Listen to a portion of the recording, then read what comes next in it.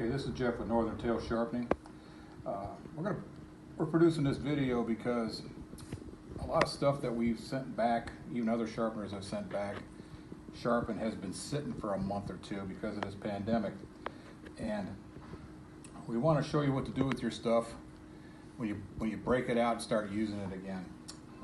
Here's a blade that's been sitting for 2.5 months since the first part of March. And you can see it's dry. It was oiled, but it's dry. The oil goes someplace. I don't know where it goes, but it goes someplace. And if you were to just throw this on your clipper and hit the hair with it, hit the coat with it, it'll just snag the hair. And then you'll have hair underneath the cutter, and it'll just roll on. That cutter will just roll on the hair. Then you'll have to push it out to the side like this and clean the hair out of it and everything else with a toothbrush, and then oil it. Don't spray it with coolant. Coolant dries the blade out even more because it evaporates. There's no lube in coolant. Whoever told you there was, they're wrong. I've been using coolant for 39 years, and there's no lube in it. There's a disinfectant in it, but not a lubricant. Blade oil. First thing you do, this is a Singer sewing machine oil. I like it.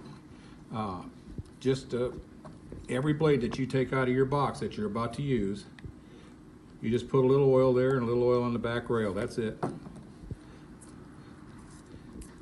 Move this back and forth to get it oiled.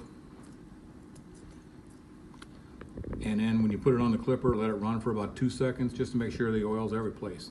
Your clipper, that's 50% of your cutting system. If it's been sitting for 2 months, change the blade drive. I don't care if you changed it before you went on break. These blade drives, after they've been used a while and there's any kind of lubricant or grease on them, they crack after a while. So they get very flimsy, and they'll cause that blade to drag. 30 blades, before you put them on a comb, whether you just get them back from the sharpener or you get them right out of the rack pack, you try them on the body first. You oil them, try them on the body first. If they cut on the body and they don't cut on the comb, it's not the blade, it's the comb or your clipper.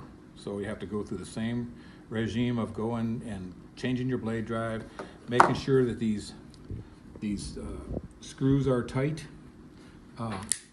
and when it's closed, when this tongue is closed, and if you can pick this back up, that the hinge is shot. That means it'll move back and forth, and that'll cause it to drag too. So there's a lot of things to check when you go back. It just isn't taking stuff out of the box, throwing it on the clipper, and you're going back to work. First thing I do, get your clipper, change the blade drive in it. Change it right off the bat. Make sure that the hinge screws are tight. Make sure the hinge is okay. Close it up. If you can pull that back at all with your finger, that hinge is broke, and this tongue will wiggle back and forth, and blades will drag. Get the blades. No matter if you think they're lubricated or not, put a couple drops of oil, blade oil, and then put it on the clipper. Before you put it on the dog, just let it go back and forth a little bit. Make sure that oil gets saturated where it's supposed to go, and then go on the dog. You'll probably have a lot better results. Shears are going to dry out too, so just get your oil or whatever and just put it in the pivot and do this. You need to oil these pivots anyway, because as your regular shears too, as you're cutting, you got pet dander and you got little tiny pieces of hair wrapping around that screw, and after a while that starts to slow the action down in it. So the oil, keeping it lubed, will keep that action out. And this here is a beveled thinner, and bevel thinners slice the hair, so these might snag a little bit at the tips. I used to use these years and years ago till convex thinners came out, which they cut like a guillotine. They just right through the hair. But that's it. Instead of just grabbing your stuff out of the box and going to work, take a little bit of time and go through it, oil the blades properly, make sure your clipper's 100%, because that's 50% of your cutting system.